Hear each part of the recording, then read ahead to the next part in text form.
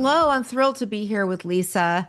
How are you? Hey, girl. So good to reconnect. I know I had you made a couple of appearances, I feel like, on For Crying Out Loud, my Yep. podcast with Lynette Carolla, but now I get you all to myself to Yes. But what know what's wild though? You are going to die. I have these long drives sometimes to see relatives.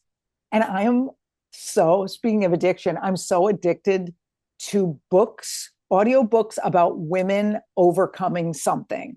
So I see your book called It's Drunkish, yes? drunkish. Yeah. So I see this and I didn't even look at the author. I'm just like, oh, this is right up my alley. I'm listening to it. I'm like, boy, that voice sounds so familiar. And then I see it's your name. And I'm like, oh, of course it is.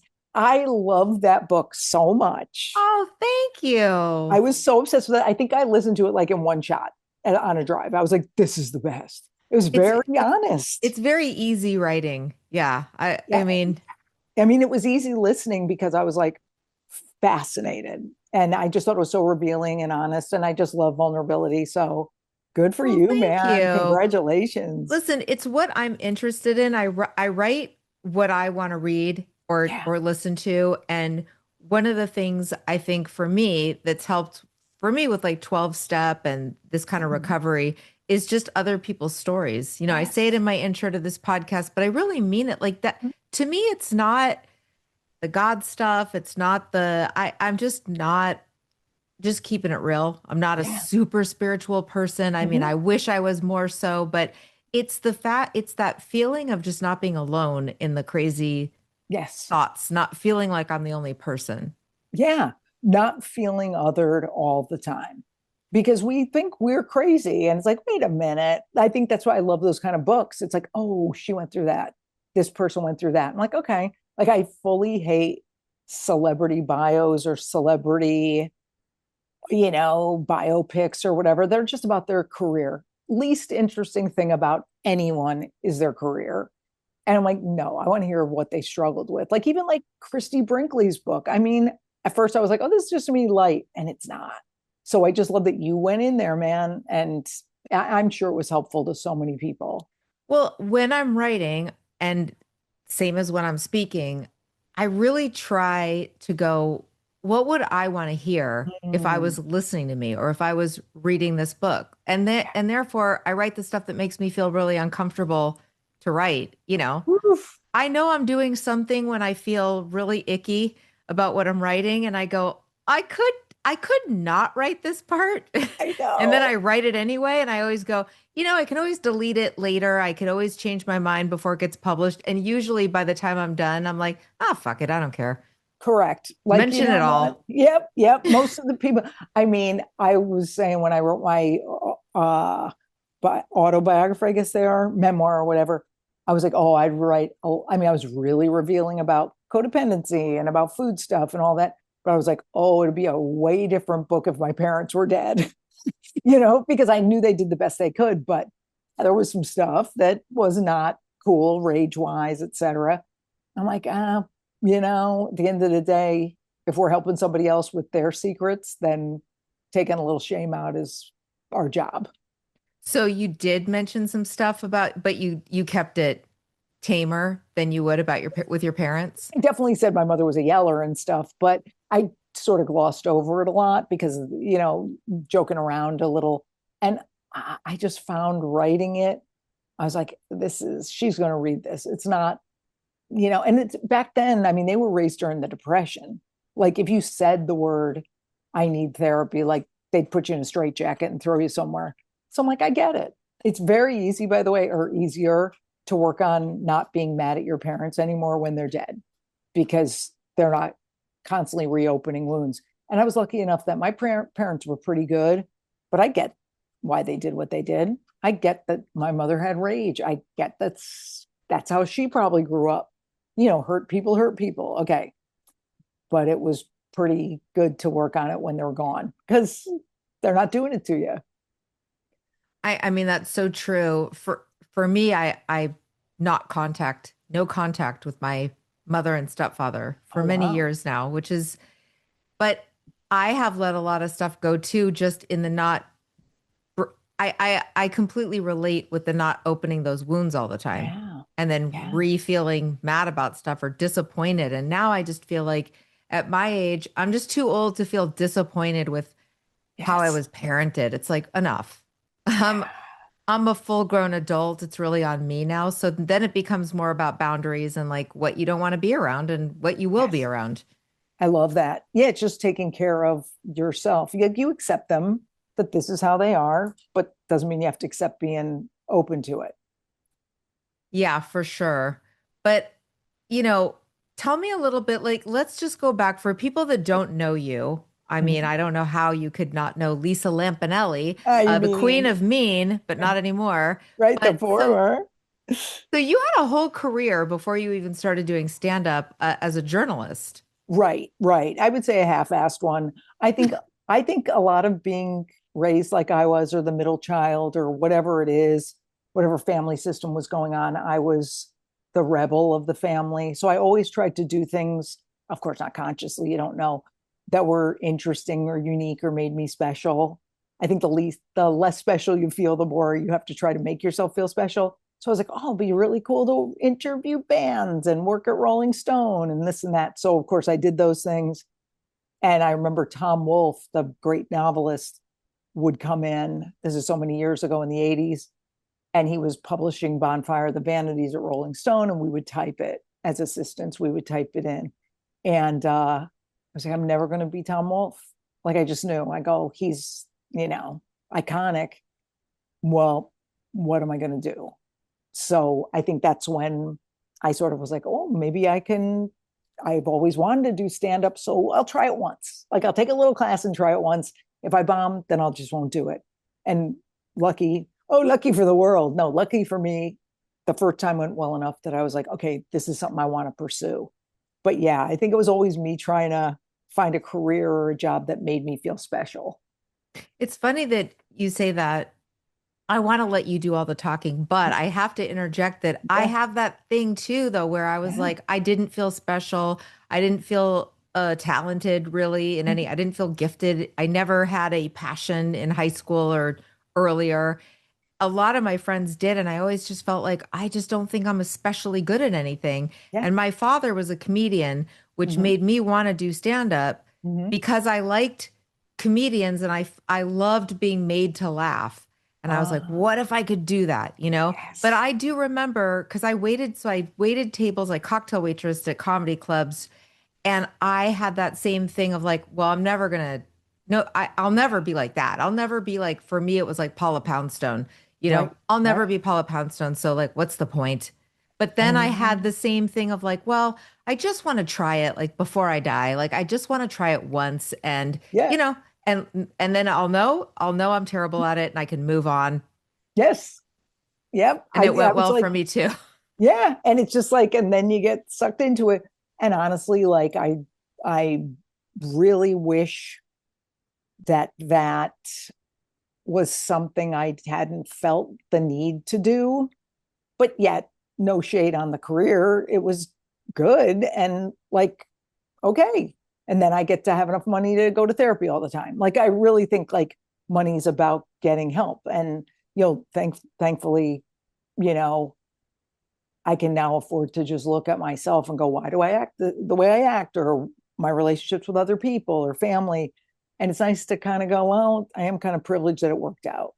So when you were first doing stand up, do you feel like you were struggling with some stuff? What like food, codependency? Were you already struggling at that time, or do you think that doing that kind of life brought some of it out in you?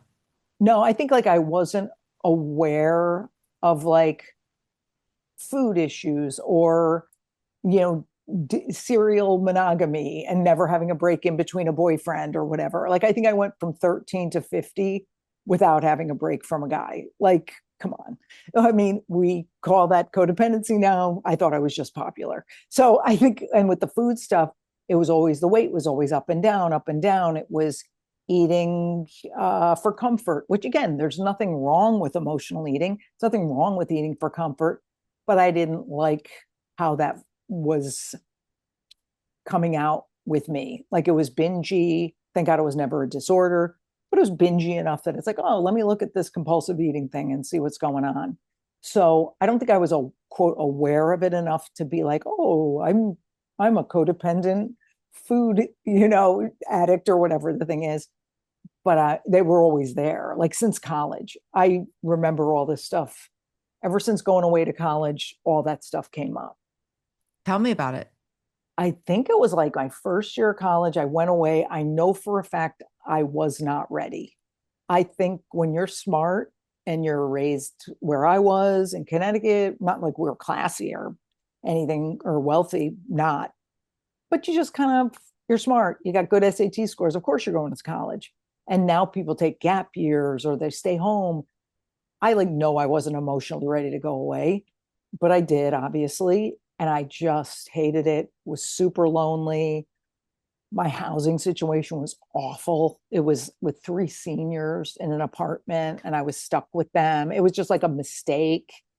And I was so miserable. And I remember just food, because I was never a drinker because I didn't like the taste. I also had the distinct memory of going, well, if it's going to be calories, I might as well eat them. Like, why waste it on booze? It doesn't even taste good. This stuff tastes good.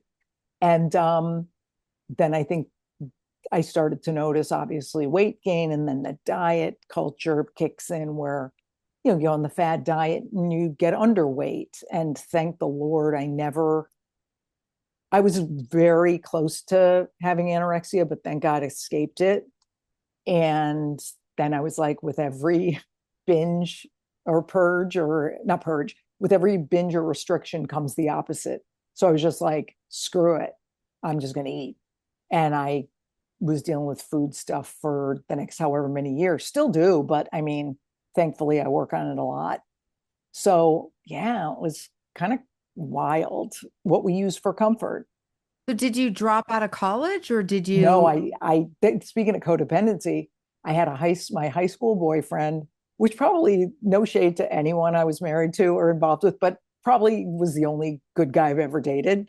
Um, he was at Cornell. I was at Boston College.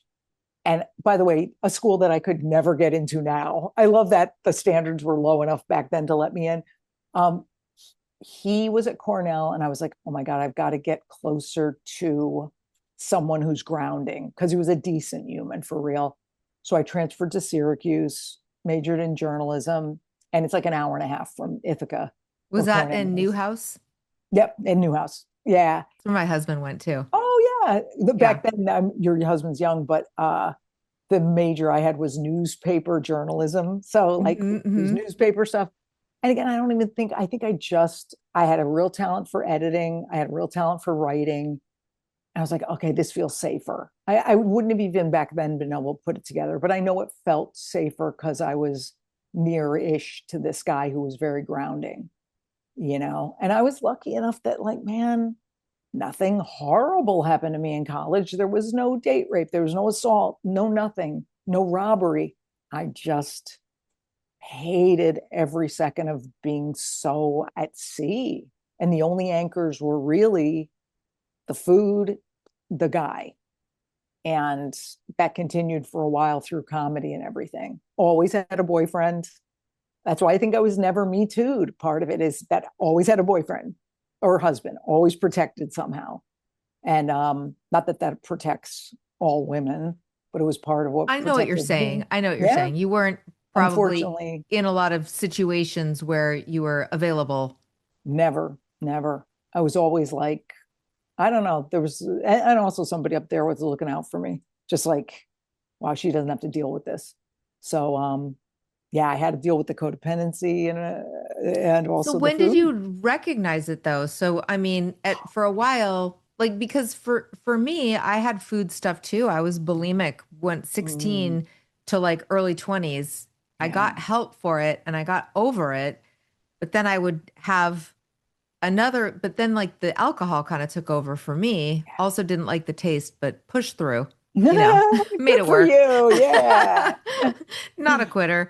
But then the food stuff would come back, but that was like my first love. But I Mm, recognized it really early on. I was trying to get help for that. But then maybe because bulimia is more like black and white, it's like you're either doing that or you're not. So it's pretty hard to go like, no, I'm fine with food when you're making yourself puke. Yeah. Yeah. There's no real, that's a real black and white thing. Like with Yeah. compulsive eating is what they would call it years ago. Um, I was like, I just feel out of control around food. Binge eating disorder diagnosis hadn't been created yet. So I remember going, wait a minute, people go to rehab for drugs and alcohol. Let me look up if there's some rehab for food. So I look up this place and it's called Rosewood Ranch in Wickenburg, Ohio, Arizona, which is like where the Meadows is, a lot of the famous rehab joints. And I'm like, I'm going to go there for 30 days and kick my compulsive eating. How old were you at this time though? Like, were you a stand-up? Yeah, I was like 45. It was right after Carnegie Hall. So it was, I forget what the date of that was, but I was like already established and everything. Um, and I was like, all right, I'm just going to go to this thing. And you had to have a roommate, but I lied and said I was important and I needed to take some personal business or business calls. So they let me pay extra to have my own room because God forbid I don't control something in rehab, right? So I go and it was literally 100% anorexic and bulimic women and me. And so I'm like the only fat chick. So at the time I was probably 240 pounds. And, it just was, again, another place I didn't really fit in. They were told to behave certain ways to work on their food issues. My advice should have been the opposite, but like they're being told they have to eat dessert. And I'm like, well, what about me? Like, do I? And the anorexic girls were so cute. They were like, yeah, like we're supposed to have dessert. I'm like, okay, I guess I will. So I don't remember learning a lot. You left there heavier than you Yeah, started. That I would be probably did. Honestly, I probably did. And I think I, the thing I did learn there though was that community is really good for these things. 12-step stuff is amazing, even though I did not subscribe and still don't to OA. I don't agree with because a lot of the different meetings ban certain foods and demonize certain things. And I'm like, okay, I love the 12-step model. I love the acceptance piece and the, serenity prayer stuff. And okay, so at least I'm open to it. And I think that's what it still resonates a lot. Like I'll look at 12-step books on codependency and things, and I'll be like, yeah, they're right. Like the principles I really think are very sound. I want to know before you went to rehab. Mm. So you're living your life, you're getting accolades for stand up. I mean, you were very popular. You were obviously already doing roasts Yep, it was a and lot of getting TV known. credits. I Yeah, mean, tell me about like the behavior with food that would drive you to actually go, I need rehab.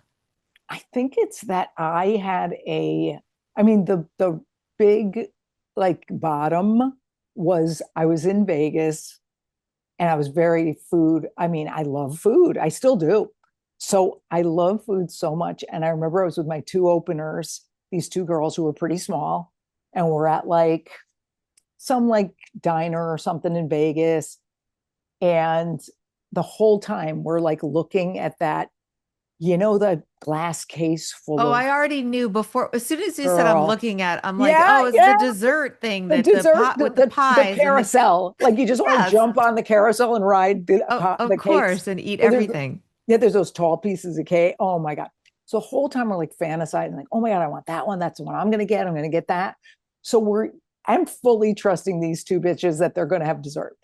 So I remember we eat our whatever lousy Caesar salad shit or whatever. And so the waitress comes over and she's like, oh, what do you have for dessert? And one of them goes, oh, no dessert for me, thanks. And other one's like, me neither. I'm like, wait a minute, like you two fucking whores said you were gonna have dessert. Like I had so much anger. And they're like, oh, we're not hungry. And I'm like, what does dessert have to do with being hungry? Like no one's hungry for dessert. And I Right. was like literally furious. And it was so disproportionate and crazy. It was like what somebody would do if they were on drugs or alcohol. I just remember I threw down the money on the table. I stormed upstairs. I swear to God. And I called my manager and I was like, listen, get my flight change. I'm leaving tonight. And those tickets to Cirque du Soleil, fuck those girls. We're not going. I'm out of here. And I'm at the airport, like waiting for my flight. And I'm like, yeah, I think I overreacted. And I was like, uh-oh.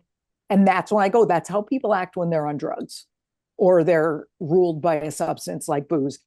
And that's when I looked up, I literally typed into the Google thing, food rehab, and that place came up. So again, like those girls would laugh at that now. Maybe they wouldn't even remember it, but it was so disproportionate in my head that I was like, oh, this is all about you. Like, you've got to work on this. And again, like, I don't demonize any type of food. People could be whatever size they want.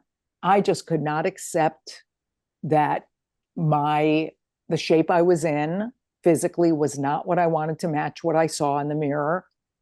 I didn't like that food seemed to rule my life and different circumstances, like just being so like, oh, I need to have this all the time. And I always have to have this in the dressing room or whatever. I was like, well, let's look at that. And but I will admit, I make fun of that rehab place, but it definitely made me look at some of that. I mean, I still struggled as well, but when I was dealing with the active eating disorder, I Mm-hmm. remember I did go to OA Mm-hmm. and I didn't get a spot. I didn't do it the way other people did. I was really young. I mean, I was Mm. probably 20 Oh, wow. when I started going to meetings. Yes. And at first, I was just going to regular meetings, and everybody was pretty large. And then I Mm-hmm. felt weird because Yes. I felt like people were looking at me like, why are you here? And I was really at a low. I mean, I was being ruled by food, and I was, timing shopping trips and, Mm-hmm. grocery shopping and going to different stores so that they wouldn't see me at the same store every day. I mean, it was really ruling my life. And Yeah. the first thing that I did was started to realize my trigger foods. And Mm-hmm. so I had a thing where like if I had peanut butter in my house, I would eat an entire jar of peanut butter, like one spoonful at a time, that comfort eating. And it Yes. was like Yes. if it was there, it would just call to me and I Mm-hmm. couldn't just leave a jar of peanut butter. It's almost funny looking back because I don't have that at all. Wow. But I had to eliminate a bunch of foods. But it wasn't because OA made me do it. It was like Right. You did my it. abstinence was my own. It was like no throwing up at all, Yep. like none of that. But then I got very perfectionist. I'm wondering if you had this too. So once I was like, thought I was in recovery, I was Mhm. like, okay, 3 meals a day. I just got really strict. And then Right. that wasn't healthy either because then it was ruling my life in another way. It was just constantly thinking about what I'm not doing. And even when I was starving, I was like, well, I can't have a snack because it's not Right. prescribed in my day. Right. P.S. I think that's the only way to do OA, by the way, which is great. I went to one meeting once that I thought was great, that they were like, whatever program you subscribe to, meaning we're not going to tell you not to eat sugar and white flour. That's how it used to be. And gray sheet and all that crazy stuff. You did it like the way that one should, right? Um, I never sort of was able to handle food without huge intervention. Like I had to get weight loss surgery. So I was like, I am not, and I p- do not promote weight loss surgery because it really hurts a lot of people. I was lucky enough that it didn't, but I would never tell somebody to get it. But dude, I was like, I am of the age that I will never like how I look at this weight. I love that people are now able to work on body acceptance, body neutrality, body positivity. I couldn't. And I think it was growing up when I did. If I was born 20 years later, maybe I could be like, oh, I'm fine at a size, whatever it is. But I was like, nope, never going to feel that way. No matter how much I try to bullshit myself, I'm not going to like myself bigger. Got the surgery, lost 107 pounds, and So you wait, kind of, but so you go to the rehab, you get out, but you're not feeling better because it right, was not really the best place for you. How right. long in between getting out of rehab and deciding to do the surgery? And what was Oh, happening in your career and how are your relationships with other people? It's a bunch of questions at once. well, no, I remember being in the food rehab and nothing really changing food wise, but knowing that at least I picked up a few tools about acceptance and things in there, and 12 step and being open to that kind of philosophy. So I think like Radio City was around then. Um, all the specials and all those things are going on. And I think I met my husband, my ex-husband now, but we're friends, at age around 49. So it was like about 3 years after that, after that rehab. And he was a big fat guy, and I was fat. But I had this awesome sweetheart. I always hate trainers, but she was like a yoga woo woo chick. And she would come to the apartment and she'd say we were doing yoga, but I thought we were just laying there. And like she'd let me just take walks instead of run. Like she was just so nice. And she mentions one day, and it's almost like I never had heard the words weight loss surgery. Maybe I hadn't. And she just goes, "Oh, yeah, a client of mine just had weight loss surgery." I literally was like, "What? What is that?" And she's like, "Yeah." And I go, "Send me some info." And I remember doing the Celebrity Apprentice. I was still fat. And Jimmy, my husband at the time, goes, "Oh, I ran into a guy at Gotham Comedy Club where Jimmy had been a doorman." And he goes, "He has a great weight loss surgeon. Do you want his number?" I'm like, "Yeah." And right after Celebrity Apprentice, I was like, "I'm fucking meeting Dr. Trivedi." And again, it's not the greatest option, but at the time, it's all that existed to like, for me to be able to get my head around hatred of how I looked. Look, my face is my face. I'll never do anything to my face, not because I'm morally opposed to it, because I'm a pussy and I'm scared, because I will never stop. So I can accept from the neck up. I wanted to be able to accept from the neck down. And my flaw is I couldn't without some kind of intervention. It's interesting that your husband was like, "Hey, I found a great weight loss surgeon for you." So, Oh, no, for him too. Yeah, oh, him you too. but oh, he did it too? Yeah, the funny thing was, this is fantastic. We went to meet this doctor who we met through the guy he met him through was the guy, Carolyn Manzo's husband from the Jersey Housewives. Uh-huh, uh-huh. So how Carolyn's husband had gotten the surgery. So we go to meet this doctor, and I'm going to just pay for it myself, because I'm like, I'm not going through insurance. Like, they're not going to pay it. My BMI isn't high enough. It's such a racket. But Jimmy's BMI was really high. So he had to wait 3 months. And he goes, "Yeah." He goes, "You get it. If you don't die on the table, I'll get it too." And what's funny is since then, Jimmy's gotten fat again because we got divorced and he got remarried. And I think he just found acceptance, and he, has a great wife. I was at the wedding. And I'm just like, cool, cool, have a good time. But yeah, we both got it. And for me, it kind of stuck. So do you feel like when you had the weight loss surgery, I mean, there's a lot to that, right? Like Oh, the recovery, and then yeah. did it change the way you felt about food, or did it just change your weight and then your weight changed the way you felt about food? Well, no, the weight goes off, but your stomach's so freaking small. And I always joke with the surgeon that he made mine smaller because I was in the public eye and he wanted me to stay thin. I'm like, "Fuck you, Dr. Trivedi. You made me eat, a half a cup of food a meal." But literally, my stomach never stretched out. So it was a little bit easier to keep off. But like in my house now, you couldn't name a food that isn't in my house because it just doesn't fit.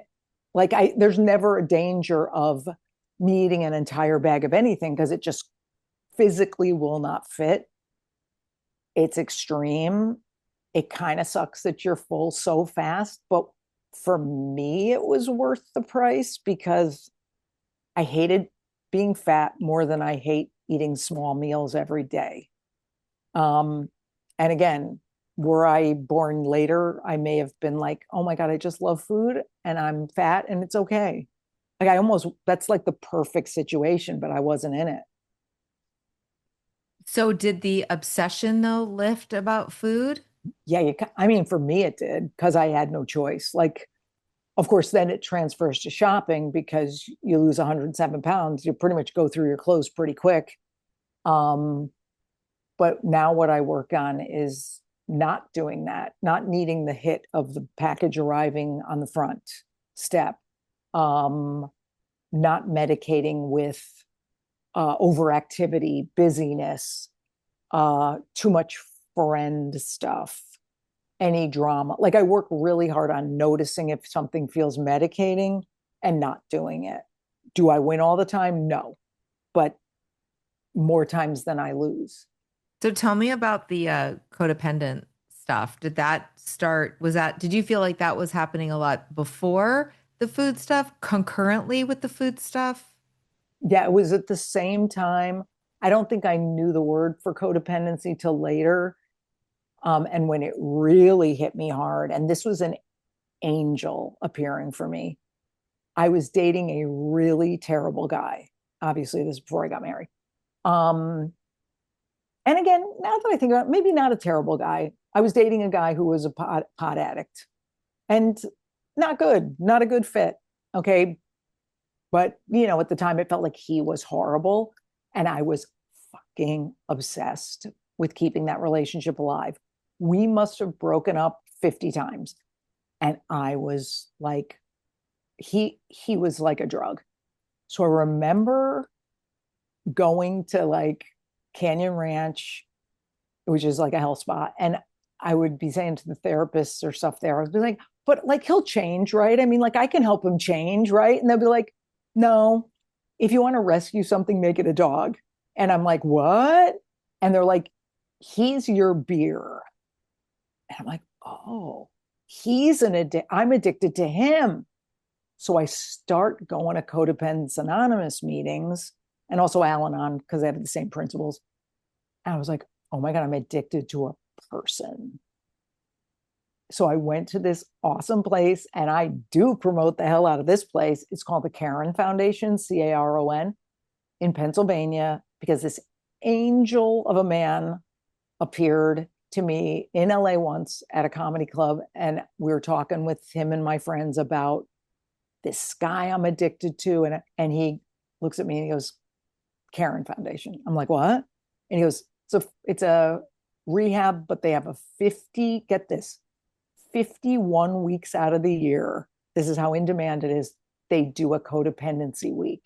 So it's so full that they do it every week except one each year. You need this. You I just go went, for a week? It's yep. not 30 days? No, it's so intense though. Like it feels like a month. You're just going crazy because you're really attacking what they think is the root of all addiction, which is codependency. Oh my God. I tell you what, after this guy, I'll never forget him, told me about it. I went home that night. I was staying at a hotel in LA. I look up Caron Foundation, left them a message at like midnight. They called me in the morning. I was like, sign me up. And I paid and I went within a few months or weeks.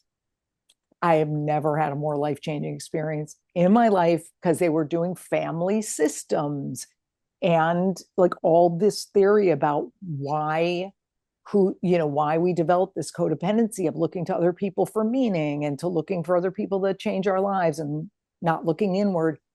I'm telling you that we cleaned my clock. I knew when I got out of there, I said, I won't even notice the wrong type of men anymore. And I never have.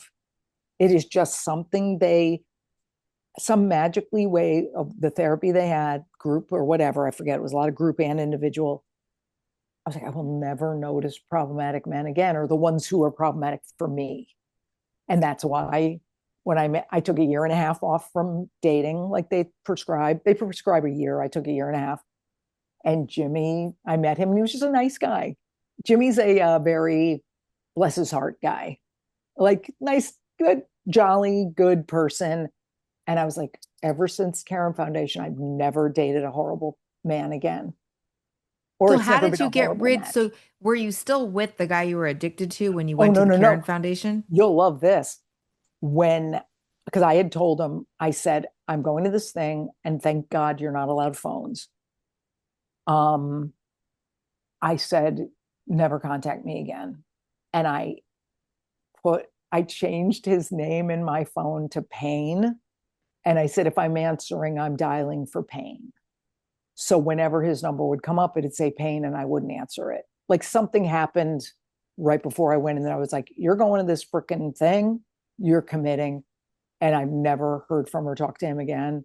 And again, it was 50-50. I volunteer. There's this great saying in codependency rehab, every time I got fucked, I bent over. So it's half our fault. It's And an I'm like, edgy place. I oh like no, that. it was badass. Like I remember they were just tough. And boy, did I, thank goodness, learn my lesson and never dated anybody bad again. It's because it's so based in like recovery stuff and 12 step. And ooh, I'm so grateful for bumping into that guy who mentioned it. I would have never known. I mean, do you think a lot of people can get over it that quickly? I definitely have codependency stuff. And, but like my husband and I are, we're codependent with each other and we make fun of each other for that. We're like, oh, you're being MC Cody right now. Yeah. And I think that's okay because Is there you, healthy codependency where yes, you're just like, need the other person? And so, I definitely see it though sometimes when I don't have control in other areas and I start mm, micromanaging my yes, husband. And yes. I also notice it that he will do that with me sometimes when he's feeling anxious about other things and then he'll start micromanaging me. We recognize it. I think we're both Huh, fairly healthy people, so we do recognize it in each other and we don't really fight about it. But I have sure. definitely had it in relationships before my husband. My husband's the first like nice guy I Yes. dated. Oh, good. And I No, I think, wasn't even, I didn't have that thing, that mm, attraction thing at the beginning with him because he wasn't not a good guy. I mean, I had a sixth sense for guys that would be oh, assholes to yeah. me. Oh, I loved it. I love danger. Like even now, like in the old spank bank, because I'm not interested in dating. I swear to God, the edgy guys that I'm attracted to, I would never date them. Like I am attracted to season one, Richie from The Bear. Not season four when he's a good guy. I don't want to spank it out to Richie, who's nice and polishing the forks. I want the Richie who's a fucking dangerous guy who's selling heroin in the back. So I think what's good about it, it's like you and your husband, you have interdependence, you laugh about it. You can be like, oh, being codependent again. But I notice with me, since I don't want to date and I don't want a relationship, and I probably never, actually, was probably the type who, if I was born again 20 years later, it would have been like marriage wouldn't have occurred to me. I just think my generation did it. So I think it'll show up in friend things or in nieces and nephews where I'm like, are you okay? Is everything okay? Do you need help? I'm overly helpful. So that's where the codependency shows up. And I go back to a meeting. I'm just like, yeah, no, you don't need them to include you in everything. You don't need to interrupt their journey.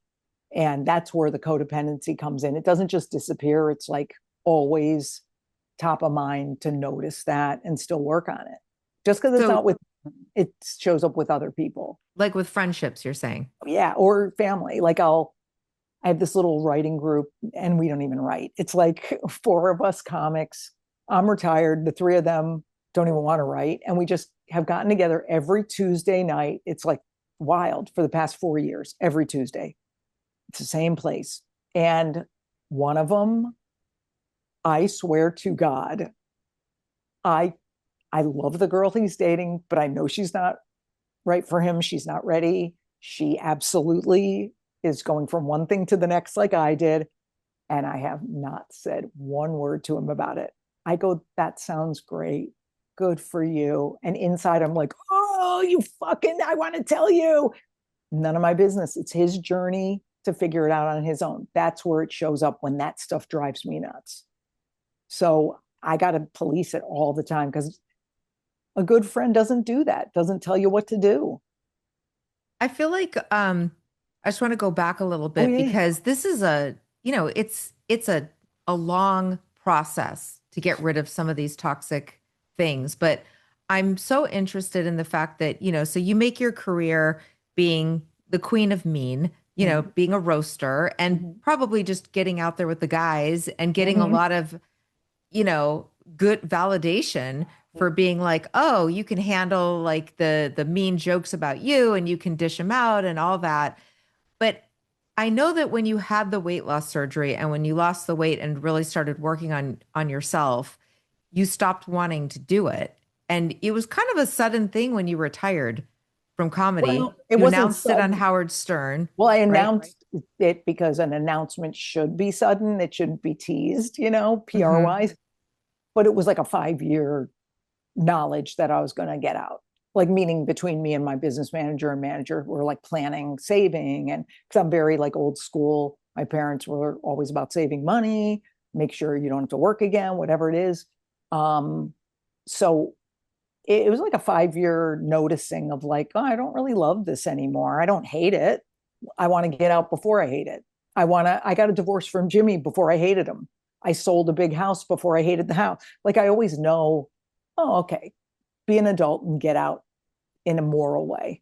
This is So, so interesting to me because I mean, so you're doing stand up and you're doing so well. Like people loved you. You're sought after, making a lot of money, I'm sure. mhm. But was there a time? I mean, I remember talking to you about this on For Crying Out Loud because I had this with stand up myself where I was just like, I don't like it. I don't, well, for me though, it was the feeling of I don't like the before part. I don't like I always am nervous. I don't like what this does to my self-esteem. I do not like bombing, but you weren't. You were like an Oh, established, well-known, sought-after performer. So at what point I want to hear like when it just started to not fit for you? oh, I just started noticing my life because I wasn't running from anything anymore. So basically, a really pivotal moment was I was had done Radio City. What happened was we announced on Stern that I was doing Carnegie Hall. Um, it sold out really fast because you go on Stern and you're a favorite. So Live Nation was like, well, let's do Radio City like 2 months later. And I'm like, you sure? Because that's like 6,732 seats. I love how I know the exact numbers. And he's like, no, we can do this. So I remember at Radio City, and I was like, okay. It was sold out, obviously. It was really fun.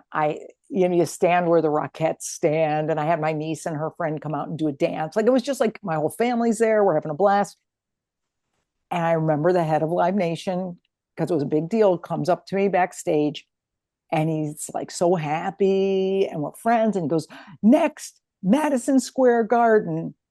And he expects me to be like, yeah. And I'm sure I said that outwardly. And in my heart, though, I was like, it's never going to be enough. It'll then be Madison Square Garden twice. And it, something in me, I had the wisdom of noticing, oh, this will never be enough. So if I don't love it like I'm supposed to, let's stop chasing some high that I'm never going to get. And I was like, oh, I didn't bring it up then because I didn't know this was percolating to get out. I was like, started noticing over the years as I did more work on myself and went to retreats and different things. I was like, every time I go to pack for a weekend, I'm like, oh, I want to be home with the dog and I want to be in the house and I love my friends and family. I don't want to miss things. And I was like, oh, guys, I'm going to retire. And my business manager was like, okay, we'll figure out like a savings plan or whatever. So that's when it started noticing But it. was it the actual performing? Because No, it's no. such a high, right? When you're performing and people are laughing at something that you thought of. Mhm. What it that part never went away. So it was just the everything around it. The Yeah, it's like the business, like the life of it. And right. it's isolating because, yeah, you bring your opener, but like you're not with family or real friends. And like I'd scare up friends all over the country, or like I had a nephew who was at school in, I think, Cincinnati, which is like 5 hours from Louisville. And I was playing Louisville. I sent a limo for him and his friends. I was like, oh, like, somebody to hang with. But I think I was just like growing. And I said on a podcast right after I retired, I said, I don't think I was ever a comedian. I think I was someone who wanted to connect, but didn't know how other than that. And so now I just connect one on one, small groups. Like, I'm still humorous. I don't have to be funny. I still have a good time. We laugh. Like, me and my friend on our podcast, like, we have a good time, but there's no pressure to do anything. I'm just not performing. I'm just being who I am. So that's kind of nice. I remember when I stopped doing stand up I would still do it sometimes, but I stopped having the dream of like being a famous comedian. I think Hmm. it occurred to me at some point, I'm never going to be. Uh, Mm. I just think my humor is not for everyone, but that's okay. But I was also just like going, to a comedy club and staying in a shitty condo and just Oh, like, yeah. I don't know if this is for me. I think I'm similar to you in that way. And then I got a job writing on a game show and I was like, oh, this is fun. I Yeah. have camaraderie. I have Hmm. coworkers. We're together all the time. I Hmm. write a joke and I don't even have to be the one to risk whether it works or not. The Oh, host does it. And then yep. that to me, once I realized, oh, I don't like to be the one that has to have the pressure of telling the joke. What Hmm. I think I'm a better writer than performer. So when somebody else performs the joke and gets a big laugh, it gives me every bit of a good feeling. Yes. It's the same validation for me as doing it myself. And once Yeah. I realized that, it was very freeing because I was like, oh, I Yeah. could do this. And then I always wanted to be on the radio or like when podcasting came along, I was like, oh, that's for me because I also love the no pressure to be funny. Yes. Like, why should we have to perform anything?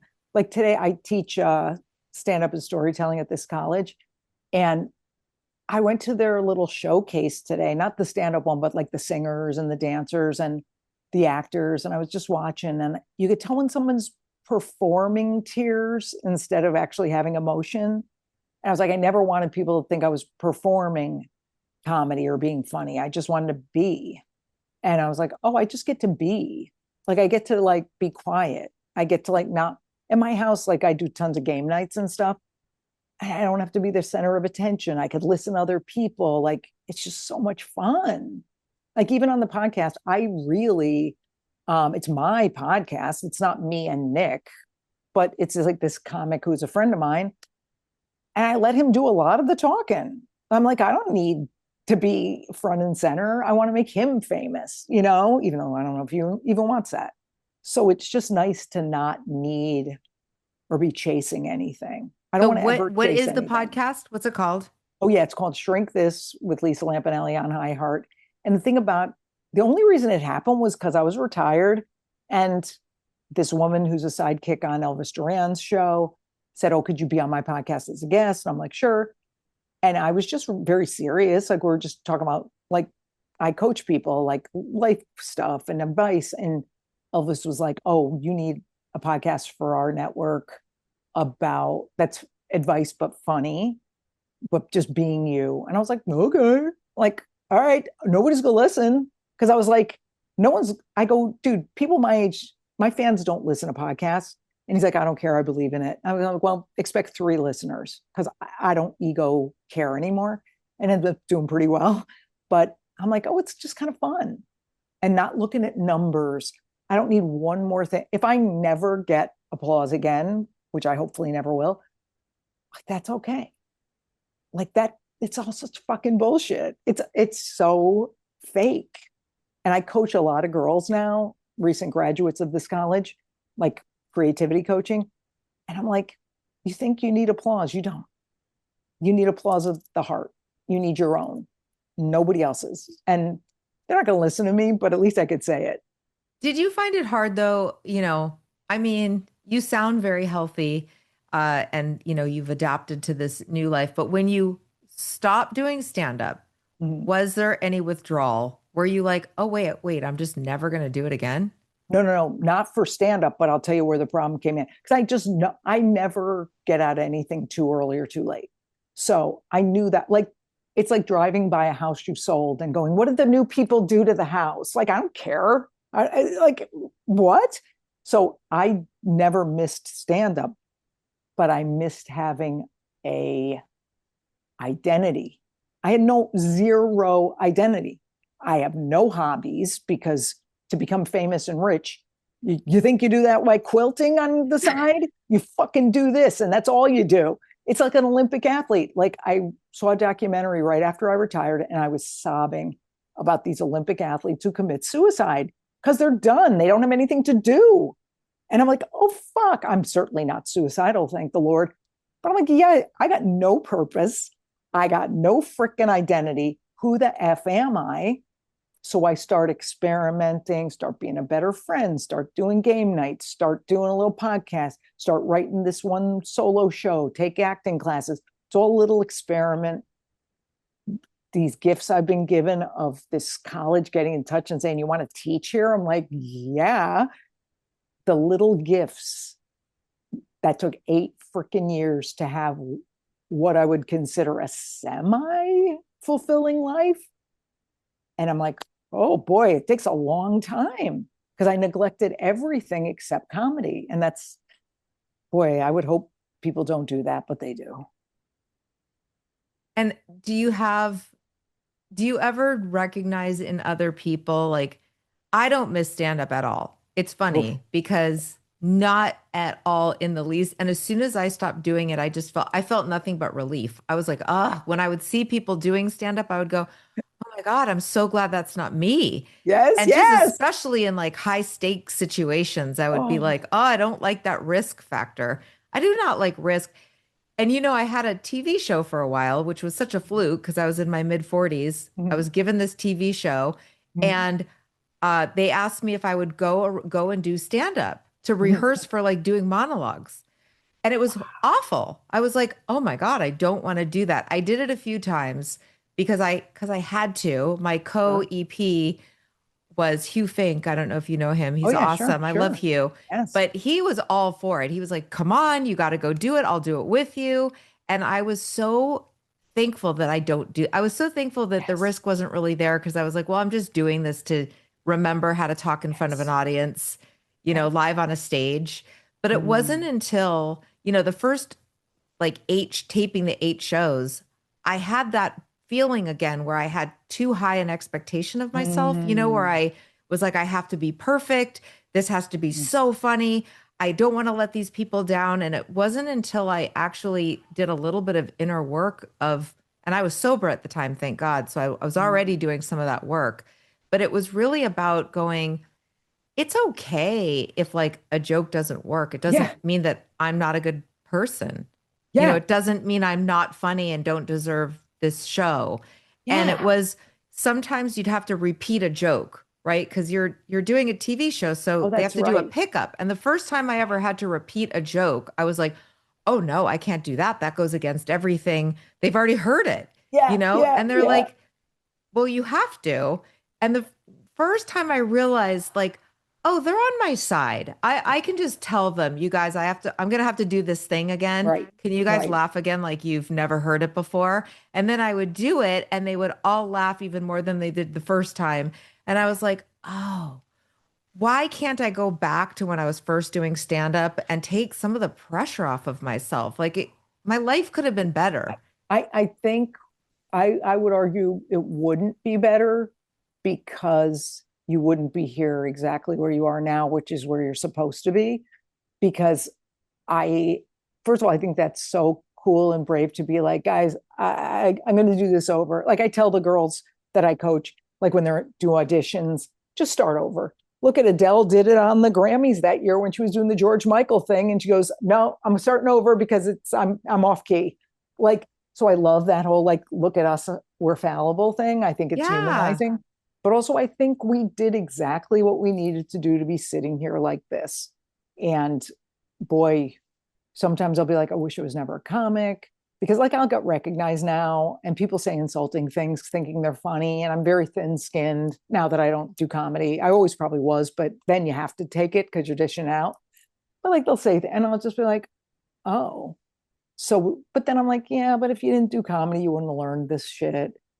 If you didn't do comedy, you wouldn't have enough money to like, get all the therapy and the help and not even think about it. Some people have to like worry about where that money's coming from. Fuck it. I guess it was what was supposed to happen, you know? So that just makes me want to ask this since I have you. Sure. So when you were doing roasts, I mean, I talk about this with some of my comedian friends all the time. I mean, people were very insulting. Of You were course. doing it too, and you Yeah. were really good at it. But did it hurt your feelings?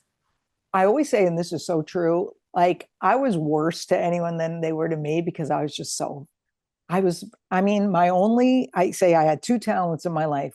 I'm the best parallel parker in the world, I'm a good one too. right? I love that. And I was just lovable.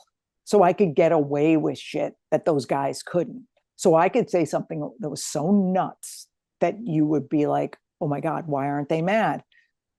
So I never was like, oh, now I'm hurt. I would get hurt if the joke was lazy, if it was something freaking so stupid and so basic, but a joke that was well written about me, I felt like honored. It's a weird old fashioned Friars Club kind of way of thinking of things. Wow, you took the time to write this really smart, funny, clever thing that was brutal. Thank you. But when it was lazy, I'd be like, oh, come on. Like I feel like not worthy or something. Like, oh, they didn't think I was worthy of a good joke. So yeah, I mean, now I can't take a joke at all. All of my, I mean, they know because I've been through it. I don't need that. Um, with my podcast now, I told them I don't want to hear any comments on social media. Comments are closed. Because people think they're being funny, like they're fans, and they'll say something, and I'll be like hurt. I'm just like I protect myself from that stuff. Um, my friend Anthony, who's sober, I think 40 years, he's like, I hate being teased. I'm like, oh my God, me too. Me So I think too. that's my authentic self. I don't like that. But I did notice today, though, this is interesting. When I went to see the high schoolers in my little program perform, the head of the school, who I like ish, but I know he's always going to say something dumb, said something about the pants I was wearing. And I noticed that I didn't feel a hit. He didn't hit. So I think by me knowing I can't take a joke and then knowing that's something that would have hurt my feelings a month ago, ooh, something's loosening up. Maybe I will come to where I could take a joke once in a while, because I was very impressed that I wasn't hurt. So I think it's just, again, it's all noticing. It's all noticing without judging myself or judging anybody else because he thinks he's connecting. He doesn't think, oh, I'm going to insult Lisa. He's going, oh, I'm funny too, which is, by the way, the kiss of death because no one's fucking funny. Stop it.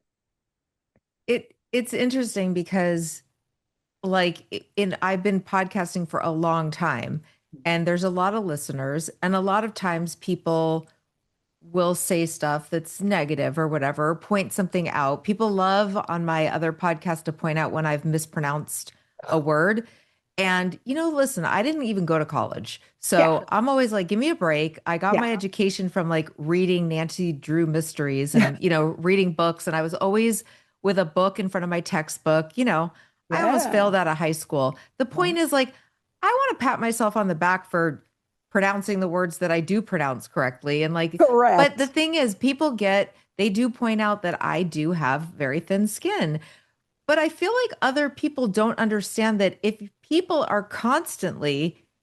you're always open to people's negative comments, it's damaging. That's It's right. after a while, you're like, enough. I get it. I mispronounced a word. Okay, move on. I Like, know. I don't think it's that funny to go, oh my God, Stephanie mispronounced a word again. And that's why I don't read comments. I don't Good. read reviews on my books Good. because it's what they say. Like, if you want to hear the good ones, you also have to take in the bad ones. And I just don't want to. It's it stymies like what Yeah. my ability to be vulnerable and honest if I have to worry that I'm going to have to hear feedback. Yeah. Well, like, why should we have to hear anything? I say read either none of them, obviously, or all of them. And it's just like it's their damage that's making them comment that. And I get it. Most of the time, if I would read something, I'd be like, oh, I see where that's coming from. Like once I got a really terrible review on a show I did. It wasn't stand up, it was a play. And then I looked up this person who wrote the review and I saw that she was a failed performer. And I was like, oh, and it hurt like hell. And she, by the way, she's since taken it down because she said she was wrong. So yeah, Oh, it was pretty really amazing growth for on her part. And she goes, I was absolutely wrong. I misjudged that show. And I was like, oh my God, thank you. So, but I was able to look her up and go, oh, and honestly, I don't think I got to Poor Thing in less than a year, but I got there where I go, oh, she did the best she could in any given moment, like the rest of us. But why yeah. do I have to read that now? Like I shouldn't have to read comments. Yeah. So I think we know how to protect ourselves and not be delusional. Because I think the difference is if we were then, but everybody loves me. Trust me, 30% of people hate us, 30 love us, 30 couldn't care less. Yeah, I don't have any of the like, oh, everybody loves me. But we would never. And if Yeah. I was more delusional, I think I could have done stand up for longer. It was the Ah, problem was I wasn't delusional and I felt every bit of every time I bombed. Like I was like, ah. well, I'm just not funny. Like I'll be the first person to tell you that I'm not that good. You know what I mean? So I wish I'd had more of that like the people that do stand up and when they get in a, when they say like, "Oh, it's my birthday," and people clap, they think they got a real applause break. Oh my God, that's so funny. My favorite is the one who comes off stage and he goes, "I killed." And I'm like, were we in the same room? Because I didn't hear shit. Okay. But that delusion, I think it is a superpower. Well, It I just did an is. episode on that. We just did an episode on delusion because I'll have like a friend who says they're gonna have their 50th anniversary at, and they will name literally the most expensive place in like this huge resort or something. I'm like, you don't have any fucking money. Like, but we're all delusional little, and they say like J Lo, and I love her, but they're like, she's not the greatest singer, she's not the greatest dancer, she's not the greatest actor, but her delusion of thinking she is has a superpower quality to it. I'm like, yeah, and that's fantastic. I just we all have it about something. I'm sure I have delusion that I am the best dog mom in the world. I'm the best coach in the world. I'm the best this in the world. But I guess we have to have it sometimes. We have to have it to get through life. But this Oh, has been so delightful. Okay, yay. so tell us the podcast again and give us your social media Oh, and yeah. what day does the podcast come out, etc. Give it to us again. Yes. Every Tuesday, Shrink This with Lisa Lampanelli comes out on iHeart. And they like to say, listen on the iHeart app. I could give a fuck. Listen where you want because it's everywhere. Also, I'm on social media, but rarely do anything on it. But Lisa Lampanelli, that's my name. I'm All just on right. Instagram and the TikTok. All right. Thank you for so much for doing this and for being so honest. It was really fun and I want you to come back. Yay, I love you. This was so cool. And I just love the book so much. And it makes me laugh that Aw. I'm reading it and I'm like, that voice is familiar, but holy shit, I know her. So thank you for writing Aw. that. Thank you. Okay, everybody. I will see you next week. Like life is good, yeah. Life is good.